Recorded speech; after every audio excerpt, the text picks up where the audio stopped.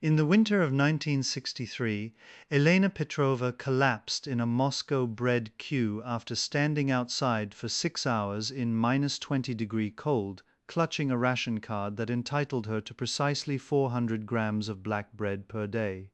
She was a factory worker earning 90 rubles a month, a single mother of two, and according to official Soviet statistics, she did not exist because poverty had been eradicated in 1936.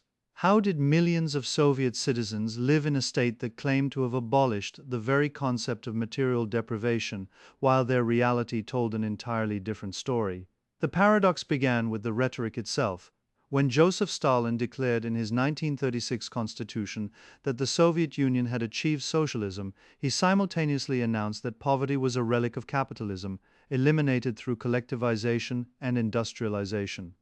The proclamation became state gospel. Census forms stopped tracking income inequality. Academic journals ceased publishing research on deprivation. The Russian language saw the word for poverty, bednost, gradually replaced in official discourse with euphemisms like material difficulties or insufficient provisioning. But language cannot feed children.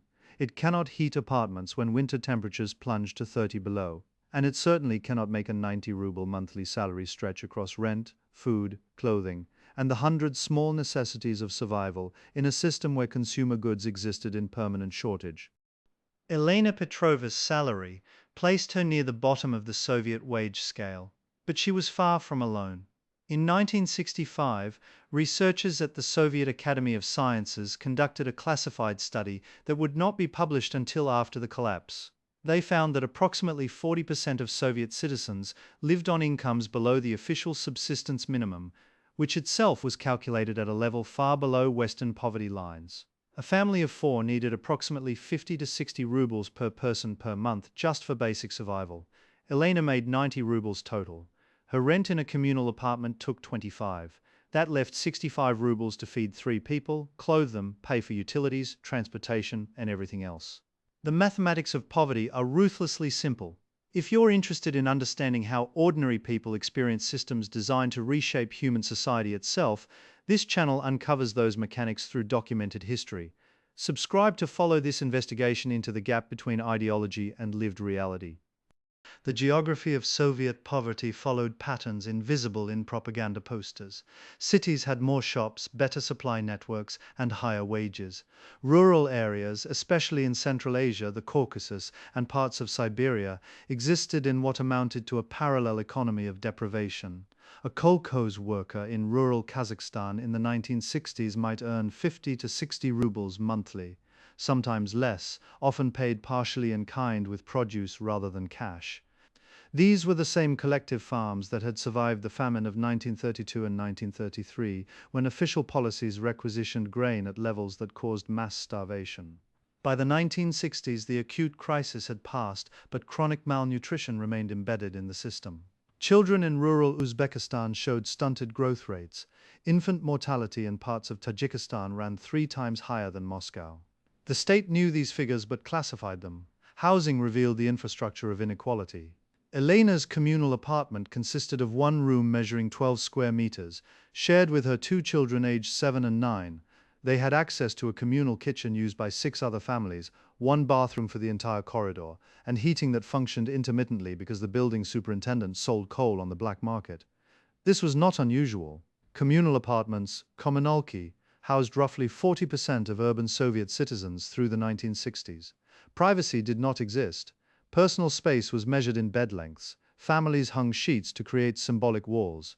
Children did homework on kitchen tables while strangers cooked dinner inches away. The waiting list for individual apartments in Moscow ran 7 to 10 years for those with official registration, far longer for those without. Elena had been on the list for 9 years. Food consumed the largest share of poverty wages, often 60 to 70% of total income for low-earning families. The queue became the defining experience of Soviet consumer life. Elena rose at 5 each morning to stand in line before work, not because stores opened early, but because supply was so unreliable that missing the delivery meant missing the product entirely. Bread queues moved fastest. Meat queues could take hours. Fresh vegetables outside summer months were effectively unavailable at state stores in many cities. Eggs appeared sporadically. Milk was rationed by family size. The system ran on scarcity by design, with production targets focused on heavy industry, while consumer goods remained perpetual afterthoughts in central planning. Nutrition suffered accordingly. The Soviet diet for low-income families centered on bread, potatoes, cabbage, and whatever protein could be obtained. Meat appeared perhaps once a week if supplies allowed. Fish, when available, often meant preserved herring. Fresh fruit was a luxury reserved for those with access to collective farm markets, where prices ran 2 to 3 times higher than state stores, but goods actually appeared on shelves. Elena's children drank tea with sugar when she could afford it, without when she could not. Butter was sliced thin enough to see through. Cheese was a birthday treat. This was not famine, but it was chronic inadequacy, the slow grind of never quite enough. Clothing operated on the same shortage principles. State stores sold shoes of such poor quality that resoling became a routine expense, often costing nearly as much as new shoes would have in a functional market. Winter coats were passed down across generations, patched and repatched until the fabric gave out entirely. Elena's children wore clothes she sewed herself from fabric bought at state stores when it appeared, or more often from second-hand markets where prices were lower, but selection was whatever happened to be available that day. School uniforms were mandatory, which meant another expense every autumn. The brown dresses and black aprons for girls, the dark suits for boys, all had to conform to regulations. All cost money that had to come from somewhere in a budget already stretched past breaking. Healthcare was officially free, which masked a complex reality of access and quality. Polyclinics existed in cities, understaffed and overcrowded, with wait times measured in hours for routine appointments. Medications were subsidized but not entirely free, and many drugs simply did not exist in Soviet production. Aspirin was readily available. Antibiotics were hit or miss. Anything specialized required connections, favors, or the parallel economy that existed beneath the official one. When Elena's younger child developed pneumonia in 1964, she spent 3 days navigating the system to obtain the necessary medicine, trading favors with a neighbor who knew a pharmacist who had access to supplies held back from general distribution. The child recovered, but the experience illustrated the hidden costs of free services. The parallel economy, Blatt, formed the grease that made daily life possible. Blatt meant connections, favors, networks of mutual obligation that allowed people to obtain what the official system could not provide. It was technically illegal but universally practiced, from the highest party officials to the poorest workers. Elena traded sewing services for access to better food supplies through a woman whose husband worked in a grocery warehouse. She provided childcare for a neighbor who in return helped her jump the queue for coal. The economy of favors ran on reciprocity and trust, creating shadow networks that supplemented the official economy's failures. Those without connections, new arrivals to cities, or those socially isolated, faced even steeper barriers to survival. Social mobility existed in theory, but narrowed in practice for the poor. Education was free, which represented genuine opportunity, but hidden costs accumulated. School supplies, uniforms, expected contributions to various activities all required money. More importantly, success in the Soviet education system increasingly depended on tutoring, connections, and the kind of cultural capital that came from educated families. Elena's children could attend school, but without resources for extra help, without parents who navigated the university entrance system, their chances of reaching higher education dimmed. The worker and peasant quotas of the 1920s and 1930s had largely vanished by the 1960s. University students increasingly came from intelligentsia and party families. Poverty was becoming hereditary. The state's response to poverty, it officially denied, was a patchwork of targeted programs that never addressed systemic causes. Family allowances provided small monthly payments per child, usually 8 to 12 rubles, which helped but did not transform circumstances. Trade unions operated sanatoria and vacation facilities where workers could stay at subsidized rates, though even subsidized holidays were beyond reach for many. Enterprises provided some social support, distributing scarce goods through workplace channels, but this mainly benefited workers at large, well-connected factories. Elena worked at a small textile plant that barely met its own production quotas and had no surplus to distribute to workers. Pensioners faced particularly stark poverty. The Soviet pension system, established in the 1950s and expanded in the 1960s, provided payments that averaged 30 to 40 rubles monthly for those who qualified. Collective farm workers received even less, often 20 to 30 rubles, because they had not paid into the system the same way urban workers had. Elderly people living alone survived on tea, bread, and whatever their families could spare. Those without families relied on neighbors, charity that did not officially exist in a socialist state. Pensioners stood in queues longer than anyone, selling possessions in flea markets, doing odd work for extra rubles. They were visible poverty, the elderly women in headscarves haunting train stations, the demographic reminder that security in old age remained aspiration rather than achievement for millions. Regional variation created vastly different experiences of poverty. Baltic republics had somewhat higher living standards, legacy of later incorporation, and different economic structures. Central Asian republics had the lowest incomes, highest birth rates, and least developed infrastructure. A poor family in Riga faced challenges fundamentally different from a poor family in Tashkent. Climate alone shaped experience dramatically. Winter heating in Siberia was a matter of survival, consuming resources that families in southern republics could allocate elsewhere. Distance from Moscow meant distance from supply networks, longer delays, emptier shelves. The Soviet Union was not one poverty, but many, varying by location, ethnicity, family structure, and access to formal and informal networks. Alcohol consumption patterns revealed coping mechanisms. Vodka was cheap, reliably available, and offered escape from material deprivation. Soviet statistics on alcohol consumption climbed steadily through the 1960s and 1970s, particularly among working-class men. The Monday absentee rate at factories reflected weekend drinking. Wages disappeared into bottles while families went short on food. This was not unique to poverty, but poverty made the trade-offs more desperate. Elena's ex-husband had been an alcoholic. One reason she was raising 2 children alone on 90 rubles a month. The bottle took his wages first, his job eventually, and finally his place in the family. The state's response was prohibition campaigns that failed, treatment programs that were punitive, and a persistent refusal to examine why so many Soviet citizens sought chemical escape from the workers' paradise.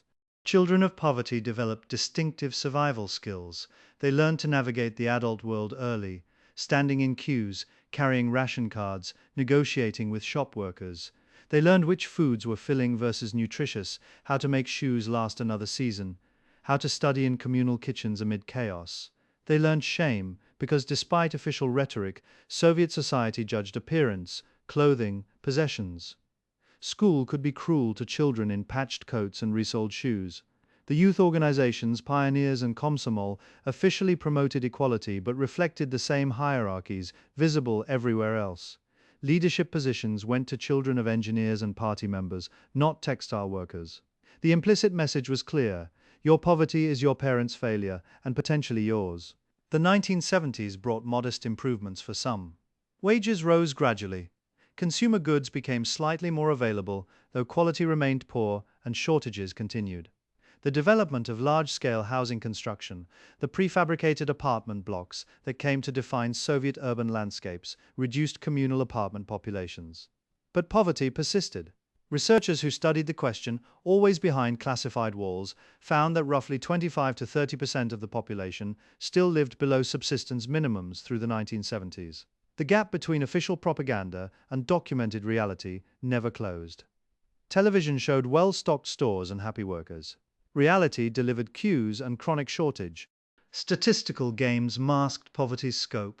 Official Soviet statistics measured poverty differently than Western nations, using metrics that made direct comparison difficult.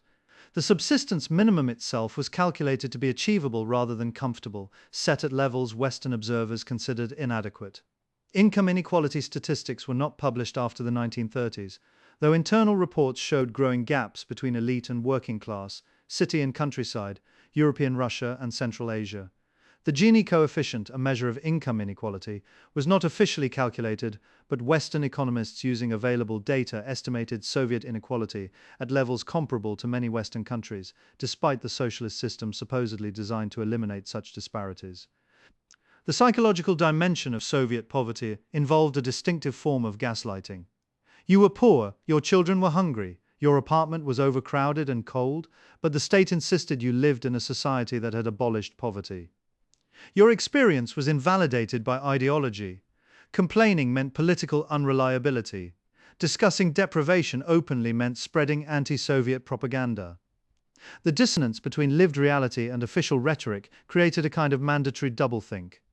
You knew your circumstances, but you learned to describe them in approved euphemisms. You understood the gap between promise and delivery, but you perform belief in the system's success. This cognitive burden was itself a cost of poverty, the exhaustion of maintaining two truths simultaneously. Emigration was not an option for the poor. The limited emigration allowed in the 1970s, mainly for Jews seeking to leave, primarily benefited educated urban populations with international connections and the resources to navigate the complex application process. Poor families lacked the leverage to apply, the money to support the process, and the skills that might make them acceptable to receiving countries. They were locked in place geographically as well as economically, unable to move to better opportunities because the Propiska system of residence permits tied people to specific cities and prevented free movement. Elena could not simply move to a city with better jobs or cheaper housing. She needed permission, which required employment, which required residence permission, a circular trap. The final decades of the Soviet Union saw poverty become increasingly visible despite official denial. The economic stagnation of the late 1970s and 1980s meant fewer resources to distribute, longer queues, emptier stores. By the mid-1980s, even middle-class Soviet citizens experienced shortages that had once been confined to the poor. The universal decline paradoxically made poverty less shameful because it was more widely shared. When sausage disappeared from Moscow stores in 1989, when sugar required ration coupons in 1990, the gap between ideology and reality became too wide to paper over with euphemisms. The system's failure to provide basic abundance was no longer a secret whispered in communal kitchens, but a fact acknowledged in published newspapers. Elena Petrova retired in 1985 on a pension of 45 rubles monthly, barely half her already inadequate working wage. Her children were grown by then, one an accountant, one a factory worker like herself. They helped support her, but they had their own families, their own struggles with wages that never quite stretched far enough. She lived another 12 years, dying in 1997 in an independent Russia, where poverty was once again acknowledged to exist, but had become, if anything, more brutal, without the minimal social supports the Soviet system had provided. Her life spanned the arc of Soviet poverty from collectivization through collapse. 7 decades of a system that promised abundance and delivered chronic scarcity to tens of millions who kept factories running, raised children, and survived on mathematics that did not add up. This channel is viewer-supported. If you found this investigation valuable, you can support the work through the Ko-fi link in the description, which helps keep these stories accessible.